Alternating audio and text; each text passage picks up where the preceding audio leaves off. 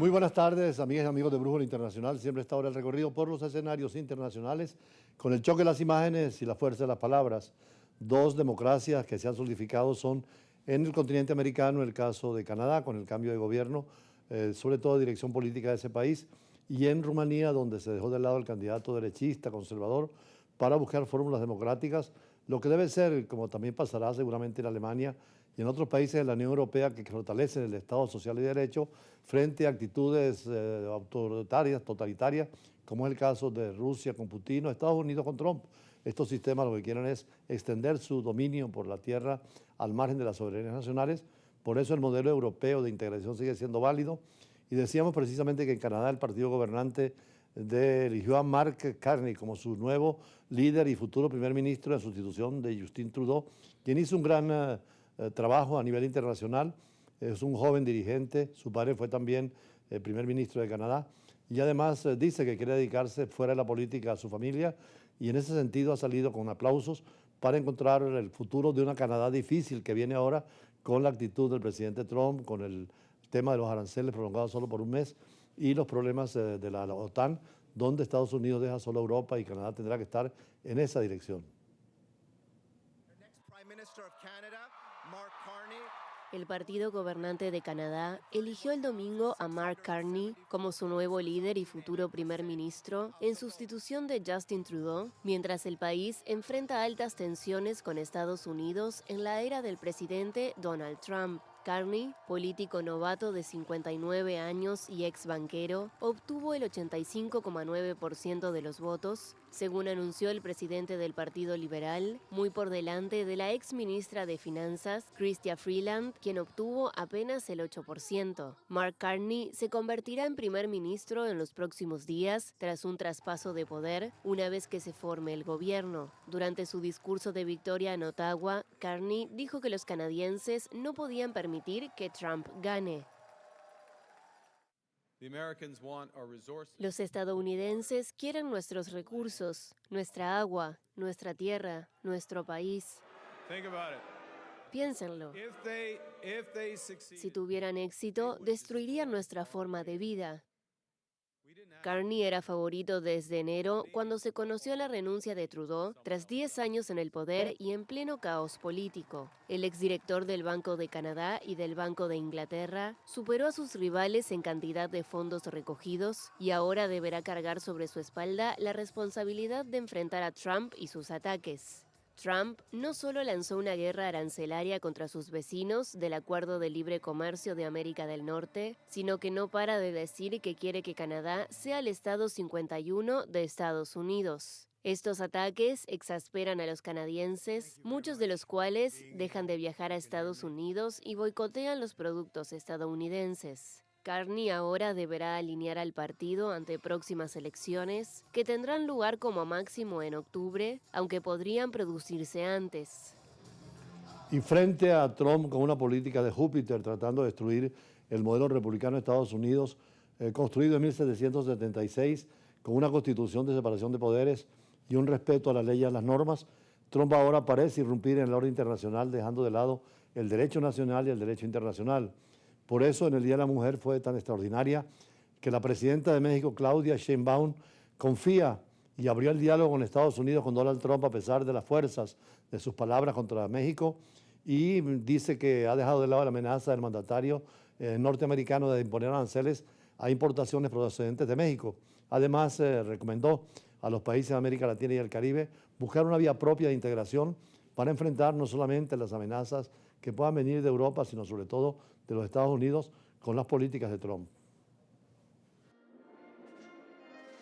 Ante miles de mexicanos, la presidenta Claudia Sheinbaum confió el domingo en que el diálogo con Donald Trump sepultará la amenaza del mandatario estadounidense de imponer aranceles a las importaciones procedentes de territorio mexicano. Originalmente, Sheinbaum, cuya popularidad ronda el 80%, organizó este acto para anunciar las medidas arancelarias y no arancelarias con las que México respondería en caso de haberse mantenido las tarifas. No obstante, el magnate republicano pausó la aplicación de la medida el jueves tras una conversación telefónica con la mandataria de México, aduciendo que lo hizo en consideración a ella. Estados Unidos es el destino del 80% de las exportaciones mexicanas. No podemos ceder en nuestra soberanía, ni puede resultar afectado nuestro pueblo por decisiones que tomen gobiernos o hegemonías extranjeras. En ese caso, siempre actuaremos de inmediato. Pese al tono amenazante de Trump frente a México, Sheinbaum agradeció la voluntad de diálogo de su homólogo y prometió replicar su campaña nacional contra el fentanilo. Citando cifras oficiales estadounidenses, la presidenta reivindicó asimismo que gracias a las incautaciones realizadas en México, el ingreso de fentanilo a Estados Unidos por la frontera de 3.100 kilómetros se redujo 50% entre octubre de 2024 y enero de 2025. Sheinbaum reiteró que México seguirá cooperando para enfrentar este tráfico por razones humanitarias y espera que Estados Unidos cumpla sus compromisos para controlar el tráfico de armas hacia las organizaciones criminales mexicanas. Desde 1917 la Constitución mexicana está vigente y nunca se preveía la posibilidad de una mujer presidenta de la República. La señora Sheinbaum es la primera mujer en un país donde se ha afirmado el machismo permanentemente en gobernar y con equilibrio, inclusive frente a Trump, con delicadeza de mujer, sabiendo hacer el ajedrez de la política más que lo de Trump con la violencia del lenguaje y medidas absolutamente contrarias al derecho nacional y al derecho internacional.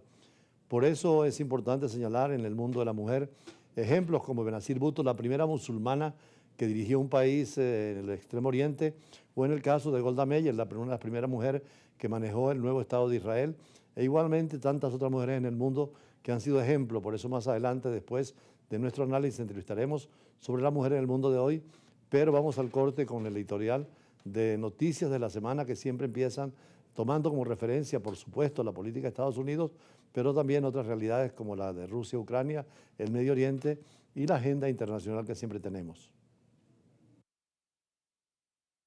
Hoy comenzarán negociaciones definitivas y por lo tanto importantes entre Ucrania y Rusia para la búsqueda de una paz definitiva, y se espera que el presidente Volodymyr Zelensky ya se encuentre en Arabia Saudita, donde se va a reunir con el príncipe heredero Mohammed bin Salman, y las conversaciones de paz continuarían al día siguiente con funcionarios estadounidenses, entre ellos el canciller de Estados Unidos, Marcos Rubio. Este encuentro oficial se va a reunir en Jeddah. Es el primero entre funcionarios estadounidenses y ucranianos directamente desde el histórico enfrentamiento entre Volodymyr Zelensky y Donald Trump en la Casa Blanca. El presidente de Ucrania ha señalado que no participará y que la delegación ucraniana incluiría a su jefe de Estado Mayor, a sus ministros de Relaciones Exteriores y Defensa, así como un alto funcionario militar de la administración presidencial. Las conversaciones programadas para el martes, mañana, deberían centrarse en un acuerdo bilateral sobre minerales codiciado por Estados Unidos y cómo poner fin a la guerra con Moscú. De acuerdo al enviado de Estados Unidos para Oriente Medio, Stephen Wilfer, que estaría presente, deberían servir para definir un marco para un acuerdo de paz y un inmediato cese de fuego entre Rusia y Ucrania. El interés de Estados Unidos son los minerales y las tierras raras de Ucrania, y naturalmente es una nueva óptica en las relaciones entre Washington y Moscú. Al iniciarse la semana política internacional en nuestro continente, la noticia más importante es la elección del primer ministro Mark Carney, quien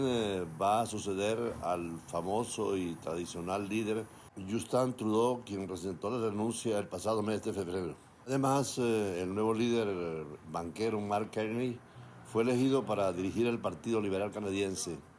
Son momentos difíciles para Canadá cuando se encuentra en medio de una guerra comercial con los Estados Unidos y en el contexto internacional complejo e incierto, sobre todo con las relaciones frente a Canadá, Estados Unidos y México en el Tratado de Libre Comercio y la propia relación con Europa. Experiencia política, pero con una gran experiencia económica internacional, va a tener que negociar con la administración de Trump, especialmente sobre el tema canadiense de los aranceles, y en el futuro se nos dirá si la elección de este hombre se presenta como una persona pragmática y cae en una relación buena con los Estados Unidos, además de la relación necesaria con Europa en momentos difíciles, sin olvidar la situación de México. Canadá no será el 51 estado de los Estados Unidos,